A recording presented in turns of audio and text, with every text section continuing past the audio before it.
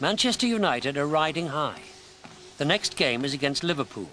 They need to win if they are to keep their lead at the top of the Premiership.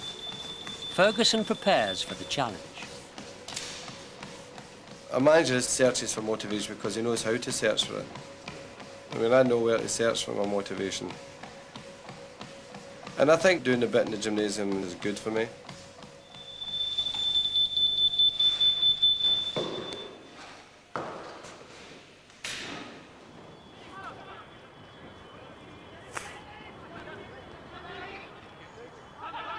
Squeeze the area! Squeeze the area, Nicky! Squeeze it, that's it, Ryan! That's not a place to be, men! The thing about motivation is, it's very much a spur of the moment thing that you use as a key. In most cases, a cause is the best form of motivation.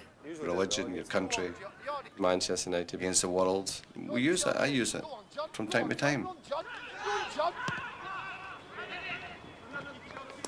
That's a good corner, that!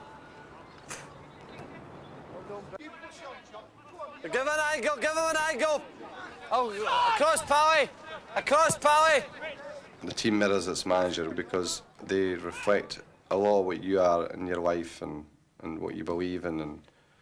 And that is a very important job, a role for the manager, to create that type of identity. At the age of 32, Alex Ferguson became a manager. He went to St Mirren in Paisley, a town living in the shadow of Glasgow. Paisley is a big town in Scotland, and it didn't have the following at Love Street that it should have had. So the bold Fergie got into an open car, stood up in the seat and went round the street shouting and telling people they better get to Love Street on Saturday to see the best match of the whole Scottish card. He did this regularly. I mean, he was on the go all the time and worked up and, you know, I mean, if when he wanted to run before he could walk, sort of a style, you know, if everything didn't go right, you know. Well, we certainly shared the same ambition for St Mirren for possibly different reasons. Being a supporter, I wanted the best for the club, and Alec wanted the best for the club to help his own ambitions, obviously. That was his team, and they were his boys. It was a manager, and it didn't mean anything to me, whoever they were. They were his. They were Fergie's original fledglings. There was certain games, right enough, he would say it at half-time as we're going out.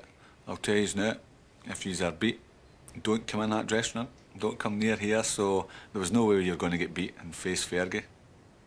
Fergie being Fergie was sort of demanding in every area of the club, and he seemed to be, to some extent, taking it over, which he was, but greatly to the benefit of the club. And some of them didn't like that, and I think that was one of the things that caused his exit. But it was just bonkers. After 4 years at St Mirren, Ferguson was sacked. A successful team, booming crowds were not enough. Heated words in the boardroom, arguments over expenses, were. The chairman got a wee bit carried away with himself. And Alex, being maybe a bit naive, possibly, but certainly didn't want any interference. And it's history now. I'm not going to go into any details about it. It's water under the bridge as far as I'm concerned. And it was a bad time for us all, and I'm quite sure I certainly regret it, and I'm quite sure Alec wishes it hadn't happened either.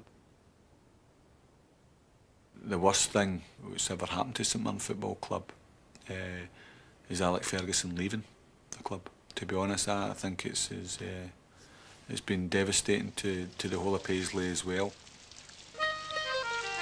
Alex Ferguson learnt his lesson at St Mirren and would never look back. Paisley just watched him disappear into the distance.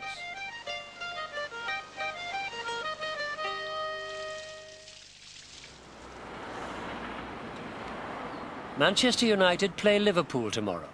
Their captain is Paul Ince, a man who liked to call himself the governor when he was with United. It's a match where passions run high. Reds versus Reds. Everything must be right. No room for error. I think my greatest fear is forgetting the boots. I think that's my greatest fear. I mean, the Middlesbrough kit man forgot the boots. A lot of people were taking the mickey out of him. I felt sorry for him. I wouldn't have wished that on anybody. Right, okay. Well, let's just start in.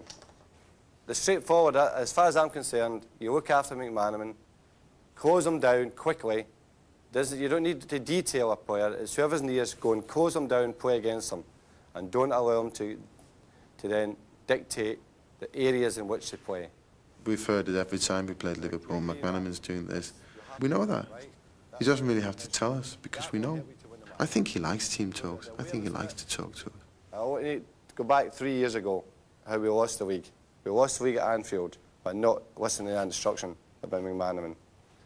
It's the players the problem. You're quite happy not to change. And when I first came to the club, I said to the players, I'm not going to change, by the way. There's no question about that. You will need to change, or they won't be there. And that's what happens, you see. The manager has to make his impact. And they're given the licence just go and attack without any defensive duties. But if he tries to bully you, fucking enjoy it. Don't let him attempt to bully you. Right? You just make sure you're ready for him tomorrow. And that's all you need to worry about him. It's fucking big time Charlie bit. It's against fucking men, am I right? And that's all you need to worry about him. Is he going to do Redknapp? That is a problem for them, by the way. We get the ball transferred into these areas there. I don't think they've a chance against us. I don't think they've a chance what yous have got. Any questions? You happy with that? All right? Right, okay, let's go. And he's probably thinking, you know, I have to get these players to listen to me on this tactical side of the game because it can help you, and little things like that during the game that do help you. And like I said, I just hope that we are listening. There we are. The gaffer, oh, he set me up a kipper in Monaco. Came in and said, I've just seen some kids running out with all the boots. And he looks at me and I looked at him, and the next minute I was off after these kids. Gets down the steps and there's a big gate, and I nearly vaulted over the gate. And I looked round and everybody was laughing at me. The gaffer had set him up, he put him round the corner. So he's 1-up at the moment, but I've got to get him back. That's one.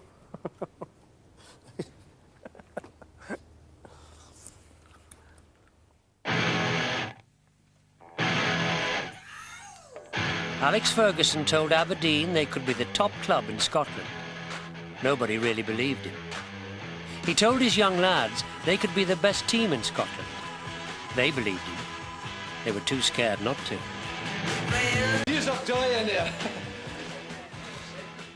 Fines, and obviously his very aggressive, governed manner intimidated the kids quite a lot. And on occasion, him and Archie would produce this baseball bat and torment the young boys with that. But it was all good-hearted fun. Very scary. I think a lot of us were in awe about when he was around, you know. He had this sort of fear factor. You just never knew when he'd pop up. Oh, he was laughing at him. He was great for the club, Neil Cooper, and I think he was a great foil for Alex Ferguson as well. He used to wind the Cooper boy up, but he got his revenge. He started winding Fergie up. At the time, there was a full-size snooker table in the multi-gym, and I said to Ian Angus, who doesn't do anything wrong, I'm sure he's the nicest boy you could meet, you know. I said, come on, we'll have a game of snooker. He said, no, but Fergie's still in the building. And I said, well, we'll be all right. I said, you know, Fergie's got the nervous cough. I said, I said, we'll hear him coming down the corridor. And when he comes down the corridor, we'll both jump on the multi-gym and start doing exercises. So the game was going along fine, you know, and I took a shot and jumped in the bench press. And Ian Angus was at the furthest away part from the multi-gym, just the way to strike the ball, and all of a sudden his head appears through the door. And it's Fergie, you know. He says, what the bloody hell's going on in here? And all of a sudden I heard this voice, so I start pushing up the weights, you know. And Ian Angus is standing at the furthest away part of the room holding this snooker cue. And he's standing there, all of a sudden he starts bending his legs and that. He says, what are you doing, Angus? He says, knee balancing, boss.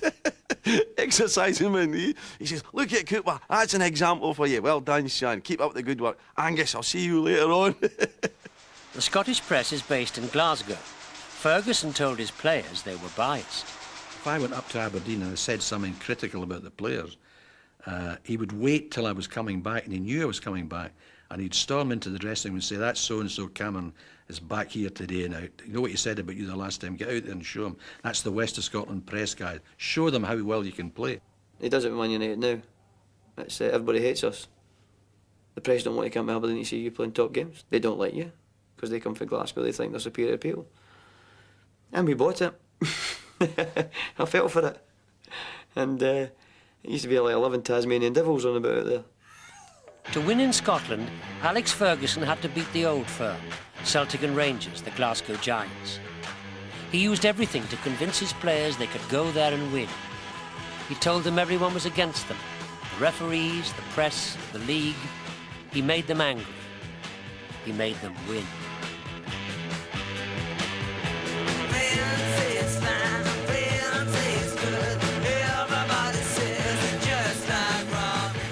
In 1980, Aberdeen and Celtic were fighting for the championship. Ferguson went to Celtic twice and beat them twice. Alex's aspect of this bias, and always in the press about the bias that his team experienced against the old firm, that unsettled your players and annoyed them and maybe disturbed their concentration, and which it undoubtedly it did at times. Aberdeen have definitely won the championship. Can you blame the man for going out of his mind temporarily? Aberdeen won the title, the first club outside the old firm to win the league since 1965. Champagne was a rare taste for Aberdeen players, but they would get used to it. This was just the beginning.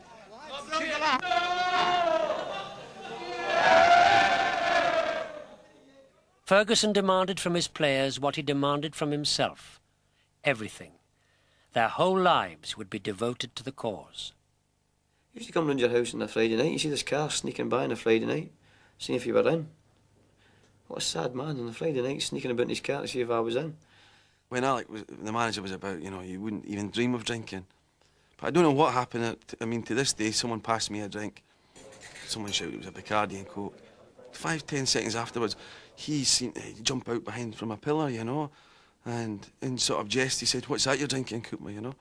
And I said, "Oh, you know," I started going, getting a sweat on, and I said, "It's Coke." And he came really quite close to me, you know, and he took my drink and he smelt it. And he just looked at me and he said, "That doesn't smell like bloody Coke to me." I says, it is Coke, you know. He says, and he tasted it. And he looked at me, he come closer, and he just said, "You're dead." He said, "You're dead." I says, "What?" He says, "You're dead." He says, "Monday morning," quietly he said it, "I'm going to run the bloody bollocks off you." The league, now the cup. If you supported Aberdeen, life just got better and better. In 1983, it got stupid. Aberdeen reached the European Cup Winners' Cup final in Gothenburg. They would play Real Madrid. It was ridiculous. There was a lot of people in Aberdeen never got a holiday that year, women, because all the men were saving up to go to Gothenburg. So you could hear them in shops going, "I'm getting no holiday this year because he's going to this match," you know. So, and they were taking kids with them. So it was really exciting because the whole city was buzzing. I had a meeting, they said, "I know you've all got young kids, you've got young families." They said, myself, in my situation, I'm only getting to know my kids now. They said, there's many, many years where I should have been maybe in the house and I left it all for Cathy to do, and really, I missed a lot of my kids when they were growing up. They said, I'd like some of you to do the same when we've got this big European game. Shut them out and concentrate totally on Aberdeen Football Club.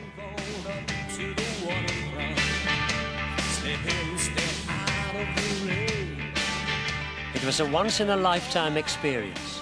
14,000 supporters overran Gothenburg. The team overran Real Madrid. The end of a marvellous night, fans are singing. How do you feel about it all? I can't, honestly, it's just hit me. It's the greatest moment of my life. But I'll tell you, it's a magnificent performance. With the conditions, I thought we thoroughly deserved it. They're the ones that did it, the players out there. It made him such a proud man that night. I mean, we were ecstatic. I mean, we were jumping over each other, and he didn't know where to go, you know, he didn't know who to jump on, and he would come and he would thank us and praise us, you know, and he he was just ecstatic. I don't know how Alex felt, but I know how I felt. He must have felt 10 times better than me. And I always remember I shouted up around the drinks.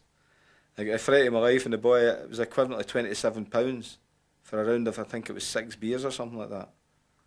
And it wasn't pints, like it was just small glasses of beer. It was something like £27. That was a lot of money to me in 1983. That was a hell of a lot of money to me. But nobody else bought a drink after it, funny enough. Typical Scots.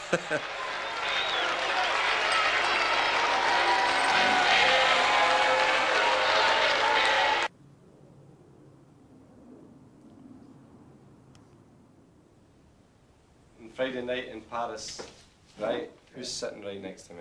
No, right next to you. No, You're getting a wee bit outraged. 2 feet away. Aye. 2 feet away. Go. Claudia Schiffer.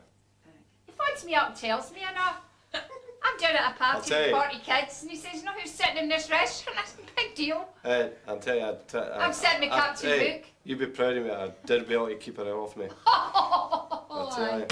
I fought hard. I'm telling you, I fought hard to keep her away from me. I said, "You know who's in this?" This is a big deal. Go on away. Still waiting my check. I need to go, folks. I mean, you're doing very pissed me. 8 o'clock. Fine. He might have says to me, "Would I like to go to the game?" Why don't you come? Why don't you come? It's an afterthought. Well, come to the game. Get a taxi. Can't be bothered. See you later. And Mike Dillon and I are going to the Hilton after it. Aye, well, I maybe be tempted right enough. See you later.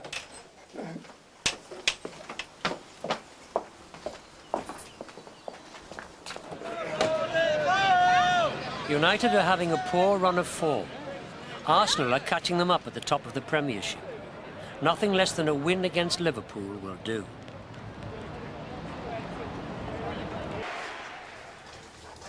Listen, just make sure keep the tempo going. The other thing is, some of the passing is fucking scratchy. Get the passing fluid.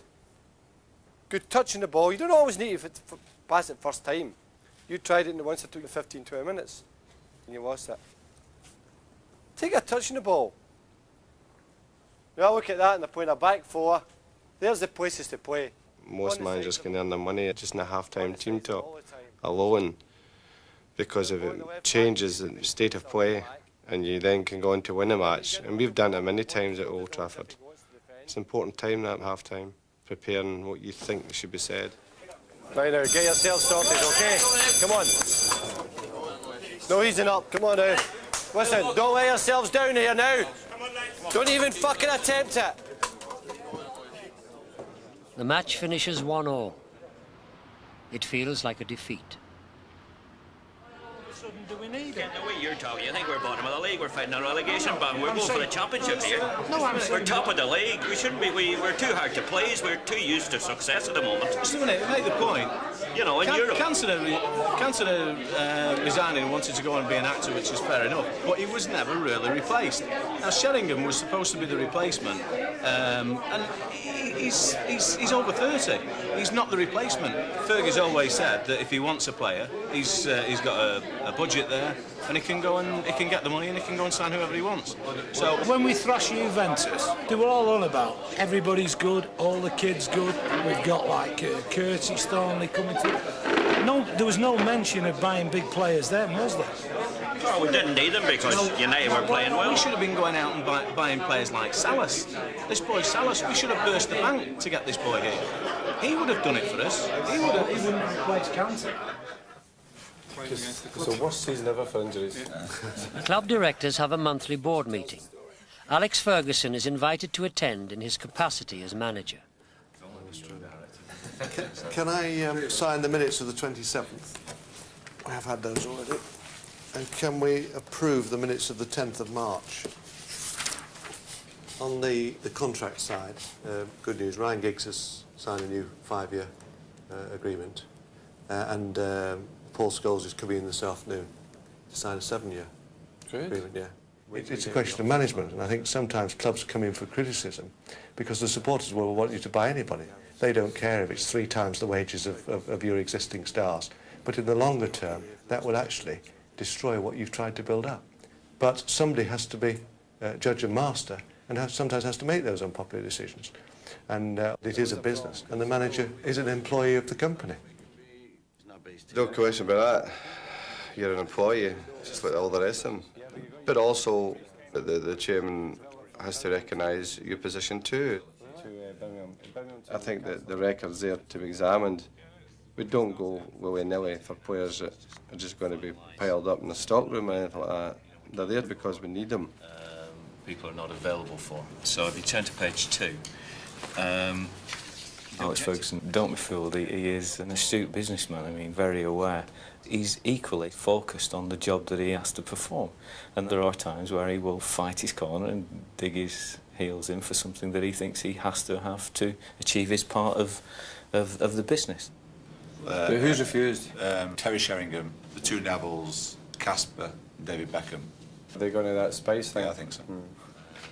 And of course, the only time we have to negotiate with Alex is on his personal contract. I think he knows his value. It's a difficult one, you know, because you see all this money they're making, you know, and it's never reflected in the manager, you know, in the way it should be. Whereas you see other forms of business and their chief executives are recognised far more fully. But that's only a thing that you say to yourself, well, I don't think it'll change in football in that respect. You can be successful, but not too successful, you know what I mean, you know? The hottest thing in the world. Manchester United were desperate. A great club whose glory days were far behind them. Ferguson had spent his last season managing Aberdeen and Scotland, but nothing compared to running United. Gordon Strachan was already there when his old boss arrived. The 4th of November, 10:30 it was, when he arrived in Manchester. He said he would only leave Aberdeen for Barcelona and Manchester United. And I kept praying the Barcelona coach would get the sack, to be honest with you. There you go. How do you feel now you've got down here? I'm not feeling comfortable now, I must admit.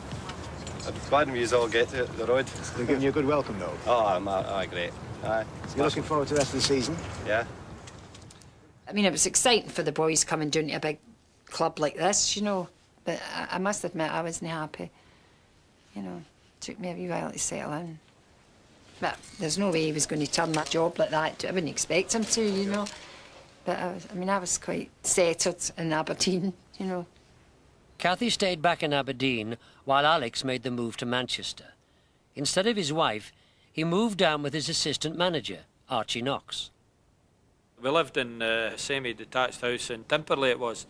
He, he chose the bigger room. You know, he left me in a wee box room and it was always an agreement on a Sunday morning that one made the breakfast and one went for the Sunday papers. So I'm sitting reading the paper this morning and there was this almighty explosion in the kitchen. And I thought, what the hell's he done? I mean, he didn't have a clue how to put it on the oven or whatever. So I'd gone through. And of course he's going like this, he's sort of saying, what was that? And there's smoke coming from everywhere. And I thought we'd try and do the 2 of us in that day. 1989 is certainly the worst year of football I've seen at United. They were poor, they were not worth watching, and the crowds, I think, reflected that. You know, I think there was a lot of people called for his head, you know, in the autumn of '89.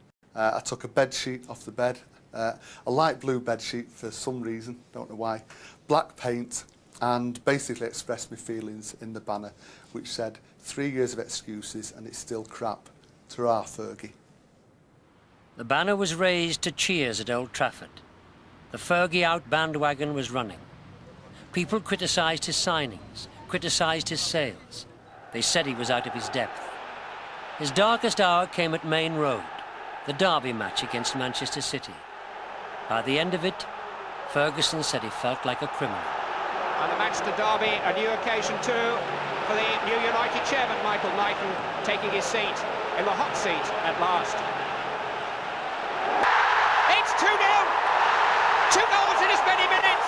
At half-time we were 3-0 down. Everyone was shell-shocked. Everyone was throwing beer over at the City fans and vice versa. 3-1, Hughes gives a bit of hope, maybe, but not really. 5-1, as soon as the 5th goal went in, straight down the steps of the Kippack Street, straight out, and I walked all the way back to Old Trafford. Just marvellous stuff! I didn't know the result. And Dan came in here first, and it was at 5-0, and he went 5-0, and I went, that's brilliant. And he went, for Manchester City, and I should have known my dad's face, you know. And I went, and he went, well, you see my dad, you know. So The press knew when to take their cue. It was no longer a question of whether Ferguson would get the sack, but when. It was a common theme that if United would have got knocked out of the cup at Forest, Ferguson would have been out, and all the bookies were saying Ferguson will be out, you know, Ferguson's going to get an LB out by Easter and all that. Ferguson's trial was live on TV. He survived. Hughes, he's got a lot of room. And here's Robbins. And did it get the deflection? Was it Robbins or Pearce?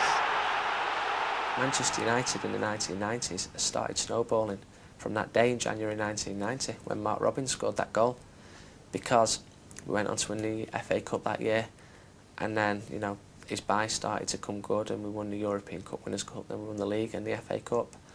And who knows what would have happened if we wouldn't have beaten Forest that day. Wednesday night, 7:30. Coronation Street has just started. So has the Lancashire Youth Cup semi-final. Manchester United's youngsters are playing Tranmere Rovers. Alex Ferguson's success has always been based around young players. You've been responsible for their upbringing, you've been responsible for their character building, you've been responsible for their development as human beings. And that work you put in is repaid in the loyalty the player gives you back. It's almost family then.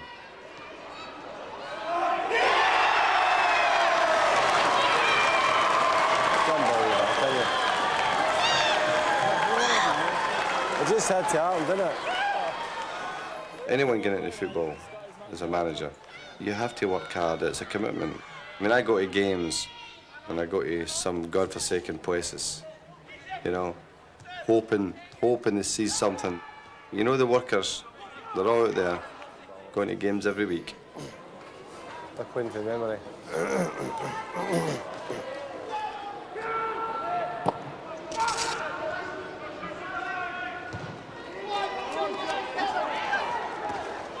After extra time, Tranmere are the unexpected winners.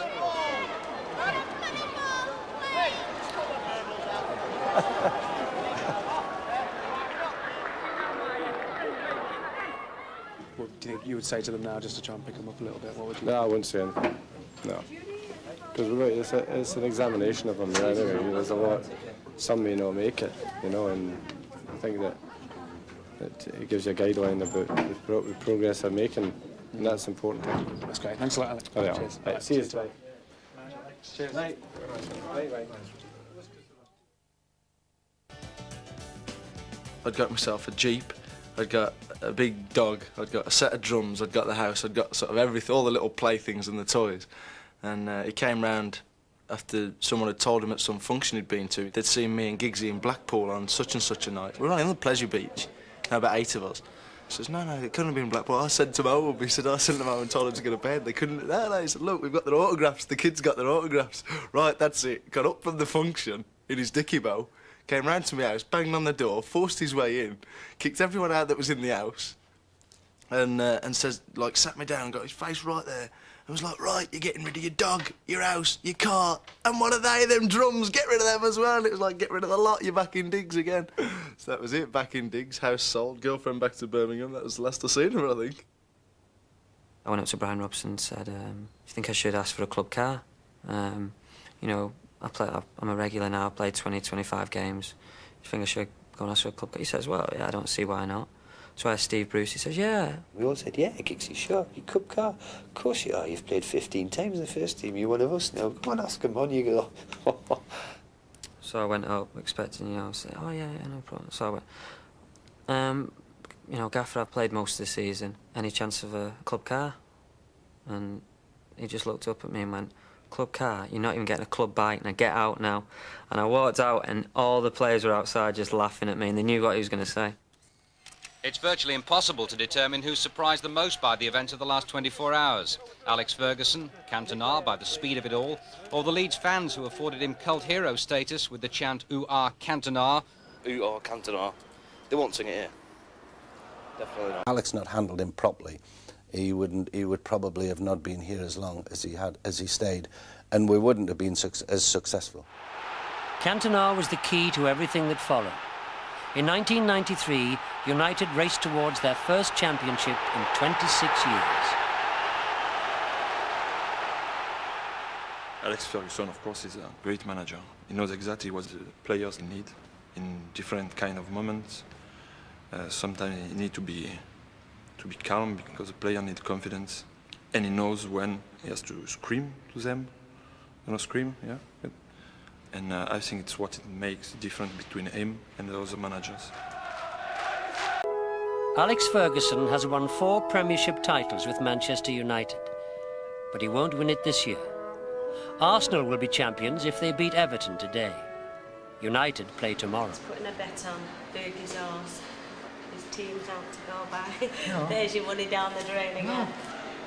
There's 8 horses in the race, you get to play first and second. He's not been out in the first 2 for 6 years, isn't he? And they're a failure now because they've come second. You know, they're a disaster because they've been second. You know, when you think about it, how many teams in the Premier League would like that? I think they're sick. I mean, obviously that's the reaction you want. Yeah. It's not affected their training. No. They've been all right that way. I think we should certainly Well, on Sunday have a look. I don't think that there's any pressure on them now. I think they realise that. They're just hoping that Arsenal step up. I know we've only a couple of games to go, but we want to get as many points as we can. I mean, that's the feeling what the lads are. Well, that's what I was just saying now. And see what happens, because it's still not over yet. Points. It's still not over yet. Exactly, it's not over yet. All right. Yeah, I've got Mickey Walsh. Have you met Mickey Walsh? You seen Mickey Walsh in here? Which Mickey Walsh? Let me put with Blackpool in Porto. Yeah. He's in here with these photographs. Oh, I see. Yeah, have a look at them. They're absolutely brilliant. Yeah. All right. They do well, don't they? Make you look handsome. Don't they? Eh? So we'll work after that, right? Right, okay. That's good. What I did. Just this way now, that's brilliant. I think for my part, I should have had a bigger squad. I should have bought in. And then I hold my hands up there. That was a killer for us. Was half the team. You know, and you'd think with my experience would have been well prepared for that type of thing. I've got to blame Ferguson, I'm afraid. He's had money there like to spend. He's had injuries and never replaced players. And all. We got away with it in the early part of the season, like with Roy Keane. He's a big loss. He was a big loss. We've never replaced him. You've got to concentrate. We took our eye off the ball, and I think we're paying for it now. In the pub, United supporters pray that Arsenal lose at home to struggling Everton. They won't. The only cheers in Manchester come from City fans. Arsenal.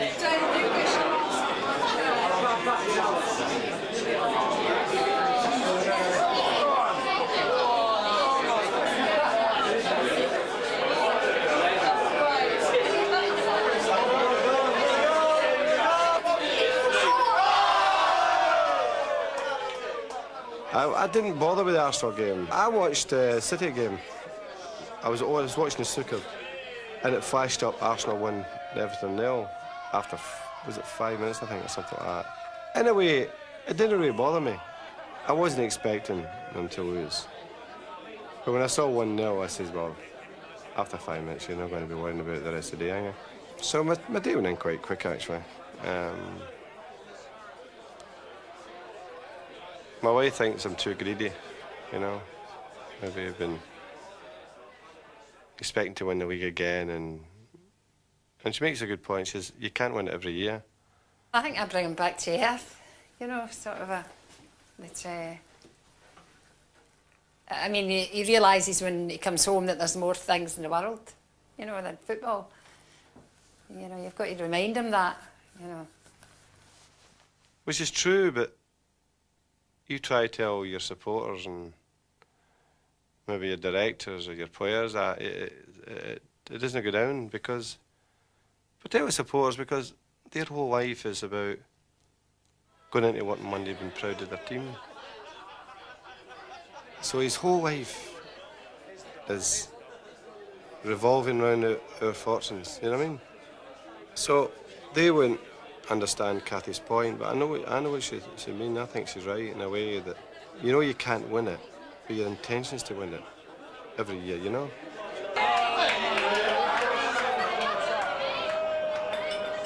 The last home game of the season. Another full house. Nothing to play for but pride. All best, Dickie. Good luck, son. The dressing room is painful. A mixture of disappointment and defiance. All best, Andy. Good luck, son. All best, Quiggy. All best, son. All best, son. Good luck. Questions you're going to ask before we start? No, I mean, serious. No, what are you going to ask me? I was going to say, great performance. Was it? There's no way you're lying down. Is there an accepting yesterday's results in the future? If you say what you said then, that's all. Just think of that. He's been obsessed with the game. He's obsessed with winning, and it might be all right, but he's one of the lucky ones. Because if you're obsessed with something and you don't succeed, you become a lunatic. There's hundreds of them going about there who have been obsessed with winning, who don't do it, and they end up lunatics. But he's all right. He's been successful, so it stopped him from becoming a real lunatic. Alex is a born manager, if there is such a thing as a born manager. You know, I mean, he will say that he was a player, you know, who became a manager. But manager was his destiny, to be a manager. That was what he was good at. He's the best manager I had. And he's the one I respected the most, and still respect him. And I will be all my life. And I wish him all the best, and to win everything, more thing. Thank you for everything he gave to me. Right. It's from my heart, and it's true. Thank you. When you see Alex Ferguson and Brian Kidd jumping and dancing around like that, when you see them afterwards, I think that mirrored everybody. You just couldn't believe it. I just remember sprinting over to the far corner and everyone just jumping on each other, and it was just brilliant. Oldham were playing Aston Villa, who were the only other team that could stop us winning it. Televised match on the Sunday.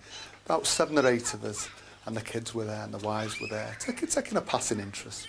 I think we all believed that Villa would win, but we had champagne on the television there in an ice bucket, and it was ready just in case. But with minutes to go, Oldham scored. Puts it in for Oldham Athletic. Another twist in the plot. We erupted, we just danced around the room, and then just finally, after about 92 minutes, the whistle blew.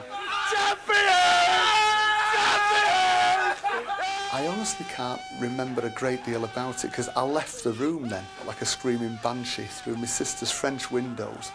I pulled the curtains that were red and white and just draped them around my shoulders and went tearing off down the road like a madman.